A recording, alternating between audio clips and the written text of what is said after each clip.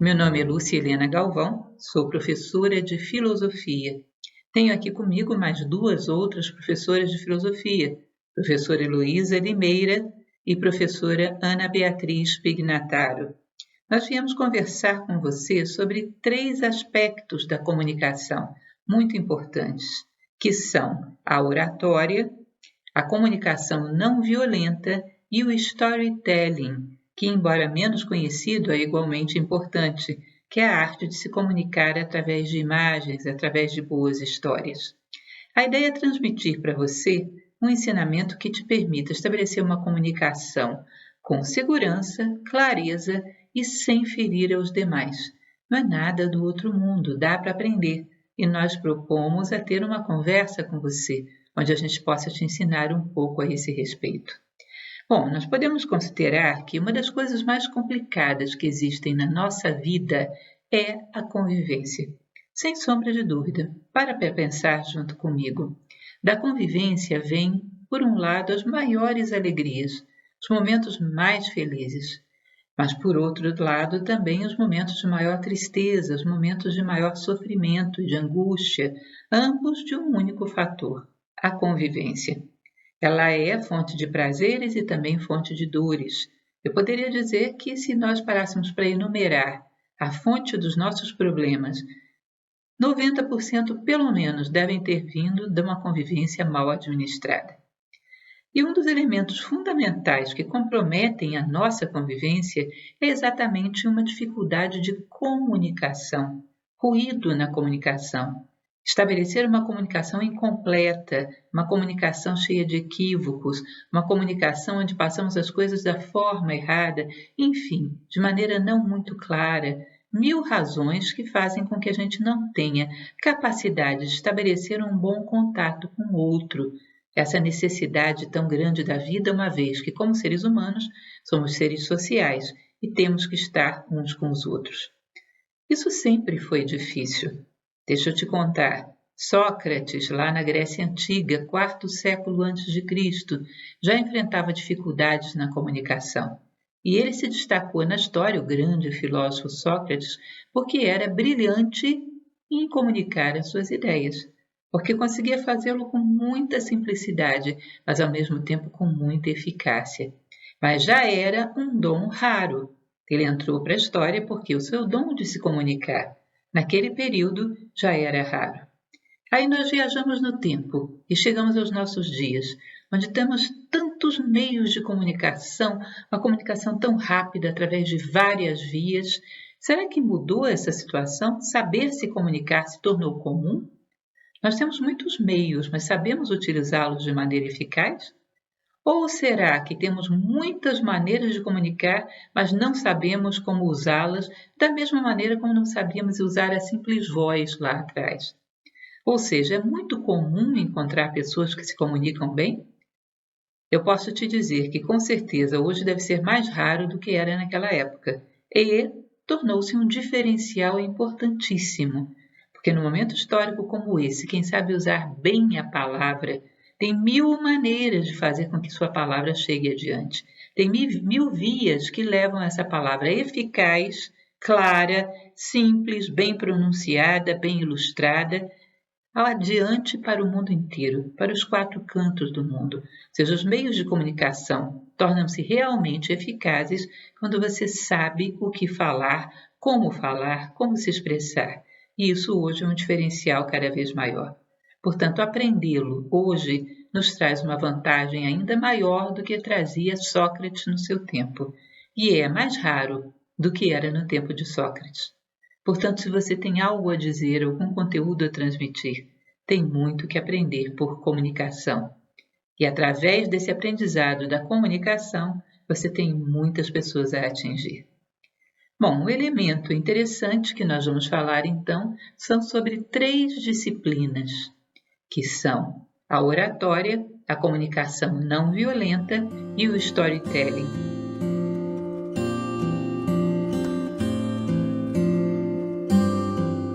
Bem, agora nessa parte eu gostaria de chamar a professora Heloísa Limeira e a professora Ana Beatriz Pignataro para falar para a gente sobre as maiores dificuldades que a gente pode enfrentar na oratória e na comunicação não violenta. Olha, sem sombra de dúvidas, a maior dificuldade que as pessoas têm para falar em público é o medo.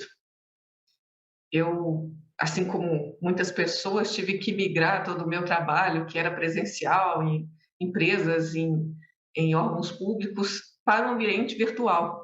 Então, no começo da pandemia até agora, eu tenho dado muito mais aulas no ambiente online do que presencial. E todas as minhas aulas são gravadas. Eu, um belo dia, no final do ano passado, eu resolvi compilar as centenas de respostas dos meus alunos, porque no primeiro dia de aula eu sempre pergunto para eles: qual a sua maior dificuldade para falar em público? Ou seja, para ligar a câmera ou participar de uma gravação, de uma entrevista, ou para falar em público, subir um palco. E eu posso dizer que 90% das respostas foram o medo.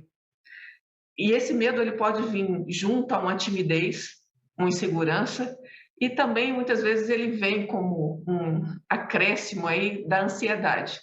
E acarreta outros elementos, por exemplo, o branco.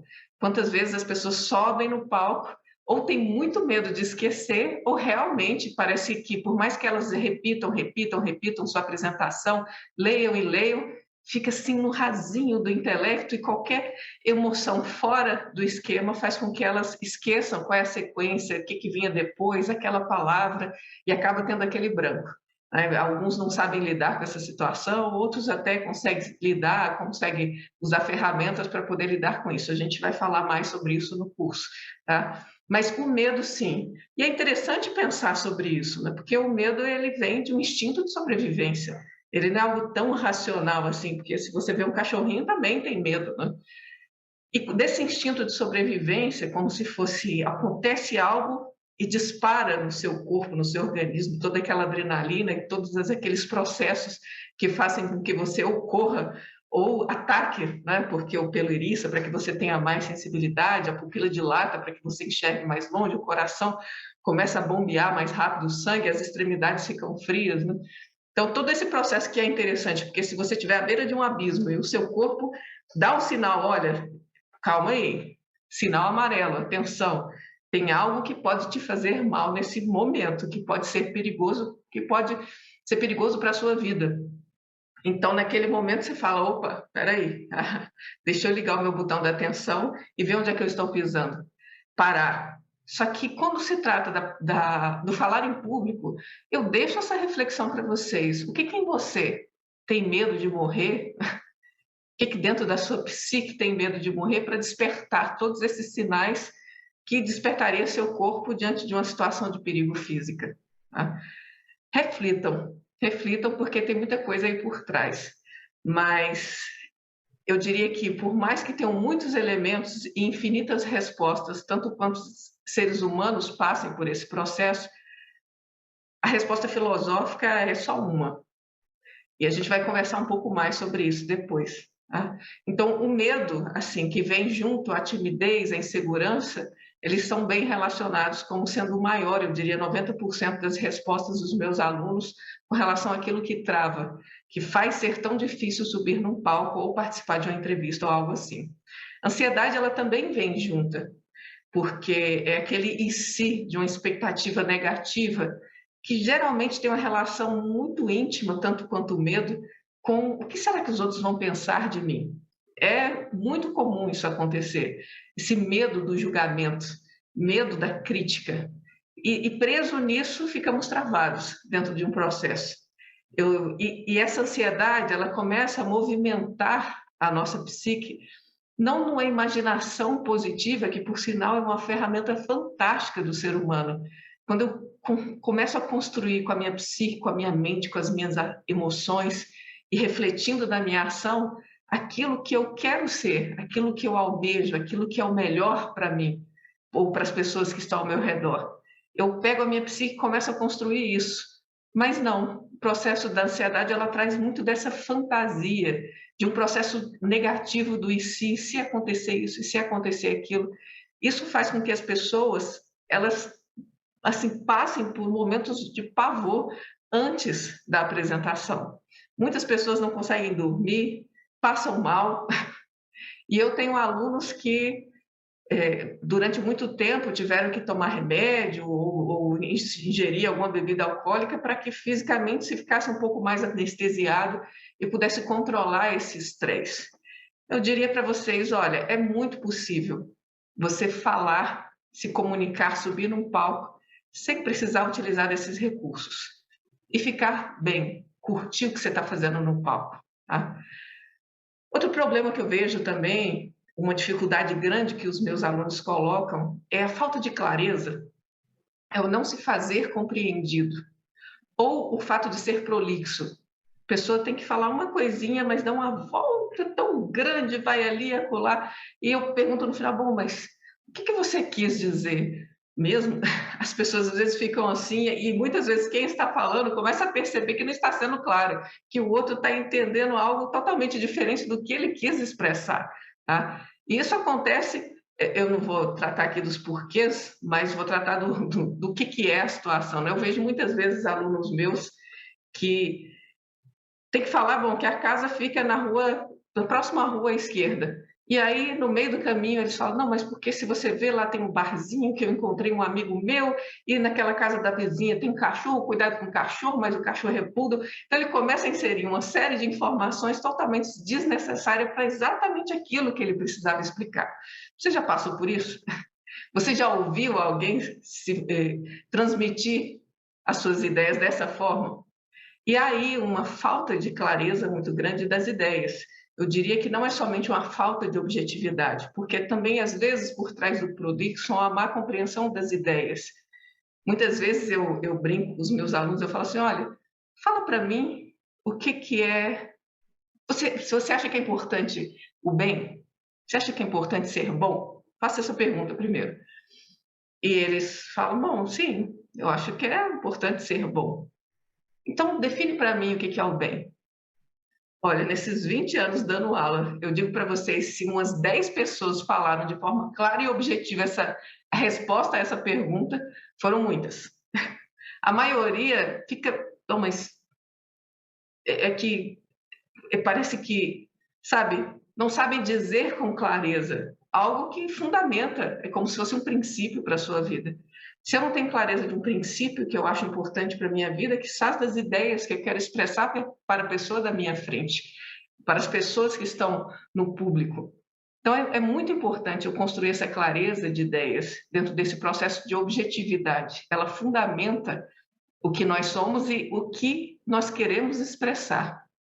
E aqui, além do medo, que eu vejo que faz com que os meus alunos percam muitas oportunidades, além dessa falta de objetividade que faz com que a gente não seja compreendido pelos demais, ou dessa ansiedade que gera tanta angústia, eu digo que, de forma inconsciente, tem um problema muito maior, mas muito, muito maior, por trás dessas dificuldades de eu poder me expressar para as pessoas.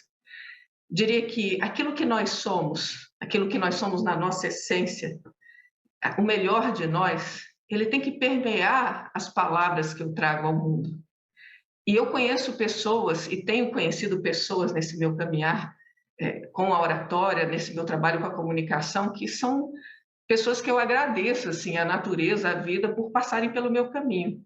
Porque carregam tantos elementos positivos, porque têm tantas experiências admiráveis, porque eu já aprendi tanto com cada um desses que passaram pelo meu caminho, e eu fico muito feliz de podê-los ter ajudado, porque eu fico pensando, assim como eu também, que venci muito da minha timidez, e como é angustiante, mais do que o medo, do que a insegurança, do que a ansiedade, é você não poder expressar aquilo que você é para os demais. E aquilo que eu sou, a minha autenticidade humana, é a mensagem que eu vim trazer ao mundo. Então, que os nossos medos, as nossas travas, elas não impeçam que a gente faça ou traga ou diga aquilo que a minha autenticidade, a minha essência veio trazer a esse mundo. Aí eu utilizo das palavras de Jung, que diz que onde seu medo estiver, aí está a sua tarefa.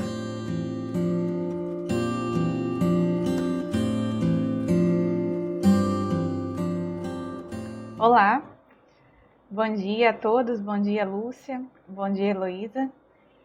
Bom, eu queria só contextualizar um pouco para aqueles que ainda não conhecem muito bem o que é a comunicação não violenta, que se trata de um processo de comunicação que tende a fazer com que brote naturalmente a compreensão uns dos outros.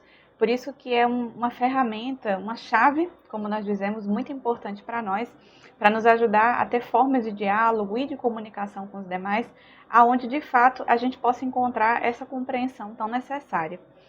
E eu acho muito interessante sobre essa pergunta que a Lúcia está nos fazendo, sobre as maiores dificuldades dentro da comunicação, e nesse caso que eu vou falar um pouco para vocês, dentro da comunicação não violenta. O autor, o criador da comunicação não violenta, que é Marshall Rosenberg, ele conta uma história para ilustrar um pouco isso, esse nosso problema da comunicação. E ele conta o seguinte, ele diz que, olha, numa história, digamos, um bêbado, ele estava embaixo de um poste, olhando para o chão, abaixado, olhando para o chão, e um policial chega próximo dele e pergunta para ele, o que você está fazendo aí, abaixado? Ele fala, não, estou procurando a chave da minha casa, que eu perdi. E o policial acha estranho aquilo, perdeu logo embaixo do poste, não tinha muita luz, não tinha como ele ter nada lá que eles não estivessem observando. O policial acha estranho e pergunta para ele, olha, mas você perdeu a chave aqui, nesse lugar, achando já um pouco estranho. E o bêbado responde para ele, não, na verdade, eu perdi ela lá naquele beco escuro, só que aqui está mais iluminado, está mais fácil de encontrar. E Marshall, ele conta essa história, que observando assim, a gente olha e fala, nossa, que estranho, que falta de inteligência, mas nós fazemos a mesma coisa que esse bêbado está fazendo. Por isso que ele conta essa história, para a gente começar a perceber como é falho o nosso processo de comunicação. Ele diz que, assim como esse bêbado da história, que procura a sua chave, onde ele não tem a menor possibilidade de encontrar, porque ela não foi perdida ali, naquele local onde ele está colocando a luz, nós também colocamos o foco da nossa atenção, o foco da nossa consciência na comunicação com os outros, em elementos onde a gente não tem a menor possibilidade de encontrar aquilo que nós procuramos, que é uma possibilidade de compreender as pessoas e de sermos compreendidos por elas. Então nós fazemos exatamente igual como esse bêbado. Toda vez que nós julgamos as pessoas, que nós colocamos culpa sobre o que nós sentimos nos demais, que nós comparamos as pessoas, uma série de julgamentos, críticas, rotulações, estamos sempre fazendo isso como o bêbado está fazendo. Queremos resolver os nossos problemas de convivência e comunicarmos com os demais, mas procuramos onde a gente não tem a menor possibilidade de conseguirmos encontrar. Então eu acho muito interessante essa imagem que ele dá, essa historinha que ele conta, para que cada um de nós possa procurar exatamente isso. Quando que na comunicação com a pessoa, talvez eu esteja procurando em locais onde é totalmente impossível de eu compreender aquela pessoa como ela é. Então hoje eu queria falar para vocês de um desses elementos, um desses fatores. Como eu comentei, há muitos, há vários. Aliás, a gente poderia falar horas e horas sobre esses elementos da comunicação, que é como esse poste do bêbado, é o local onde nós estamos focalizando, que nós nunca vamos encontrar aquilo que nós queremos. Mas hoje, especificamente, eu queria comentar um ponto com vocês, que é muito comum, nós fazemos muito, usamos muito, e que nos atrapalha demais na compreensão das pessoas, que são os juízos morais. O que é isso? O juízo moral é toda vez que nós inferimos, de alguma maneira, um erro, uma maldade ou culpa em uma pessoa quando ela age que não está em conformidade, fazendo algo que não está em conformidade com os nossos valores, com as coisas que nós acreditamos ou de acordo com as coisas que nós consideramos mais corretas. Então, quando uma pessoa faz isso, algo que não me agrada, que eu não concordo, eu de alguma maneira julgo, critico, rotulo a pessoa de algo. Então, você é irresponsável, você é egoísta, você é agressivo, você é isso, você é aquilo. Toda vez que eu rotulo uma pessoa de algo, eu estou fazendo um juízo moral. E essa é uma das formas, como eu comentei com vocês, só para reforçar, é uma das formas onde a gente, na convivência, está procurando um local onde nós jamais vamos conseguir compreender a pessoa e nem a pessoa jamais vai conseguir nos compreender. Sabe o que é interessante? É que às vezes a gente faz um juízo moral e a gente acha que a pessoa vai entender o que nós estamos querendo dizer e vai se reposicionar, porque nós estamos julgando ela. Só que, como o Marshall está comentando, é praticamente impossível disso acontecer. Nós estamos procurando em um local onde não vamos encontrar. E algo muito interessante que ele comenta sobre esses juízos morais, que eu queria compartilhar com vocês, que ele fala o seguinte, para nossa reflexão, ele diz que toda vez que nós fazemos um juízo, seja que nós criticamos, rotulamos, julgamos, na verdade, isso é a expressão de uma necessidade nossa que não está sendo atendida. Aliás, ele diz, é uma expressão lamentável de uma necessidade nossa que não está sendo atendida.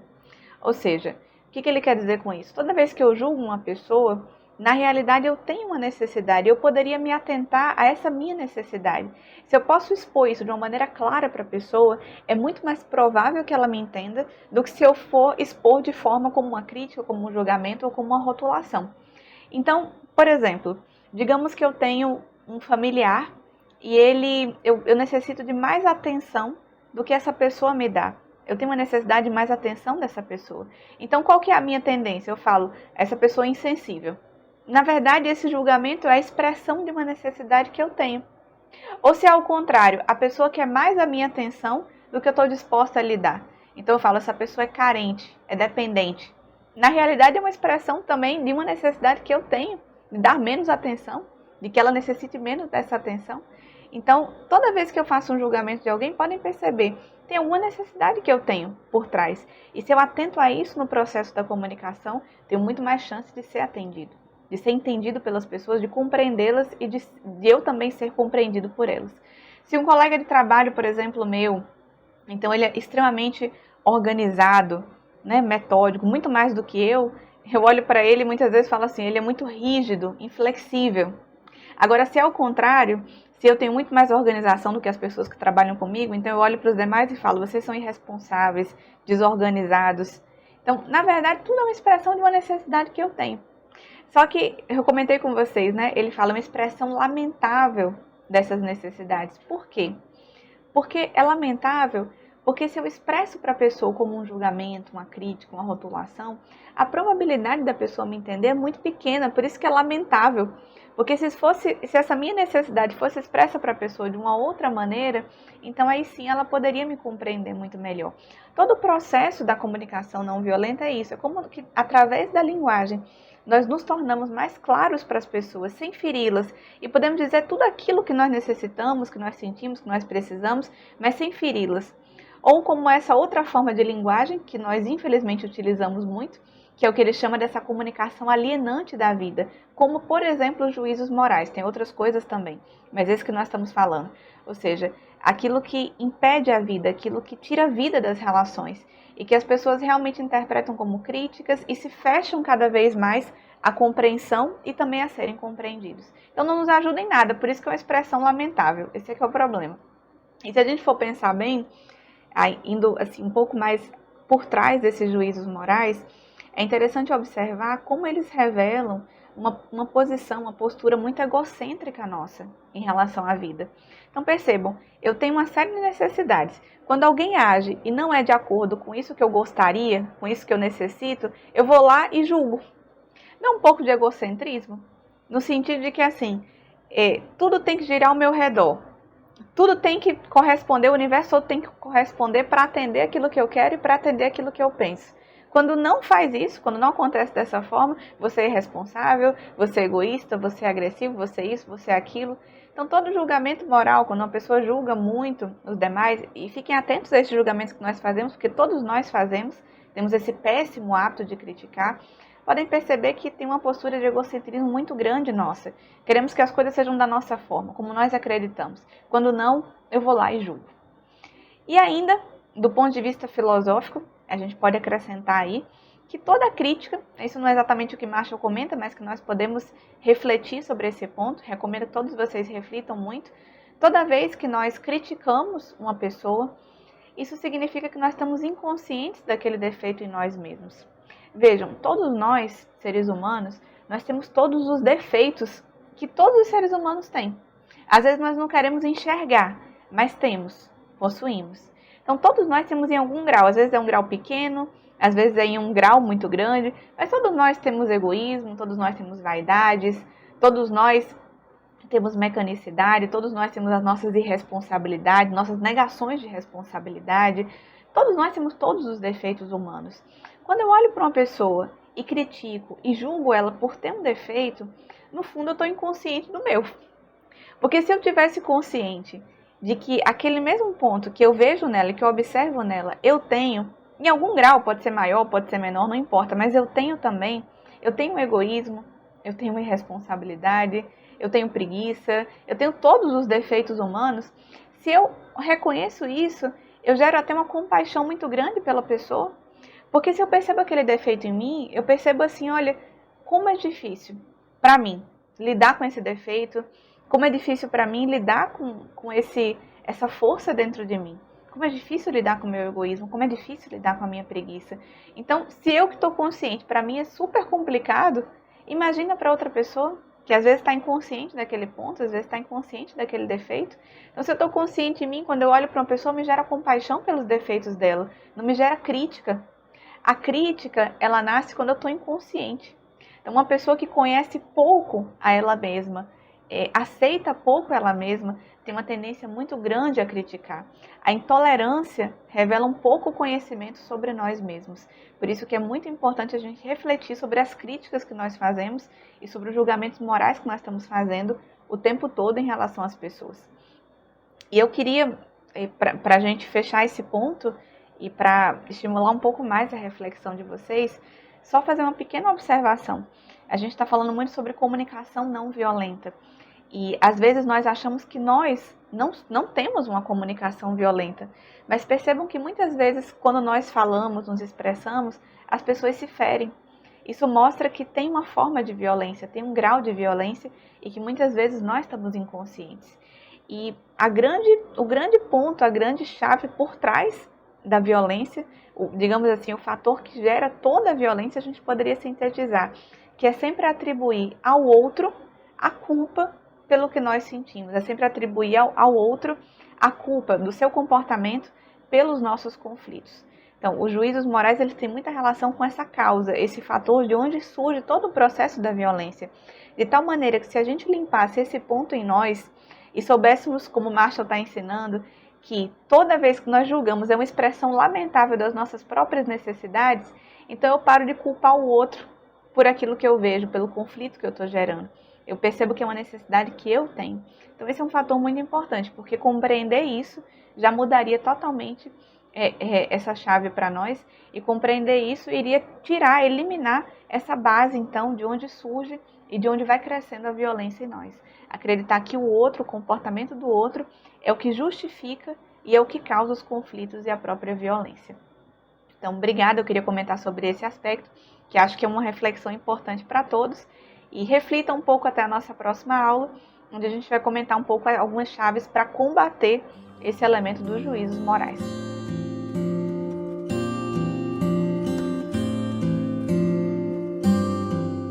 Bom, diante de tudo isso que elas explicaram, em se tratando de oratória, em se tratando da comunicação não violenta, eu diria para vocês que o storytelling é saber transformar os seus argumentos em imagens, em boas histórias.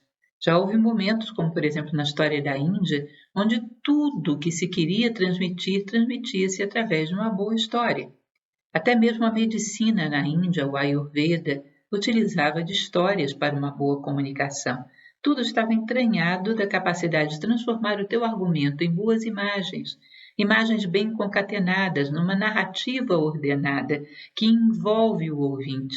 E o envolve de uma maneira que ele fica preso, atento e, ao mesmo tempo, depois não se esquece mais. Percebam como muitos argumentos maravilhosos que ouvimos foram esquecidos e, no entanto, as boas histórias que ouvimos pela vida fora estão conosco ao longo do caminho, ficam gravadas. Dificilmente eu pergunto para alguém, você lembra da história da Branca de Neve? E essa pessoa me diz, não, esqueci metade dela, não lembro mais. É lógico que uma vez que ouvimos essa história uma única vez na nossa infância, sabemos reproduzi-la pela vida fora.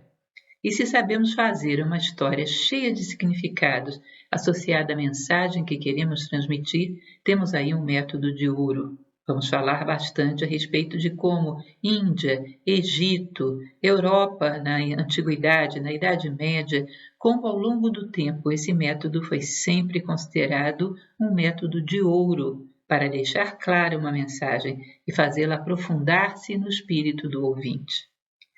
Bom, hoje nós ficamos por aqui, esse é o nosso primeiro encontro, teremos 3. No nosso próximo encontro faremos uma associação de como a filosofia pode nos ajudar numa boa comunicação. A filosofia, que é a disciplina que ministramos, eu e a professora Heloísa e a professora Ana Beatriz, ela nos dá um apoio precioso, tanto na oratória, quanto na comunicação não violenta, quanto no storytelling. Ela nos ajuda a aperfeiçoar essas ferramentas, que já são boas em si. Quando são polidas, limadas, enriquecidas pela filosofia, tornam-se ainda muito melhores. Eu espero você para conversarmos sobre isso no nosso próximo encontro. Um grande abraço.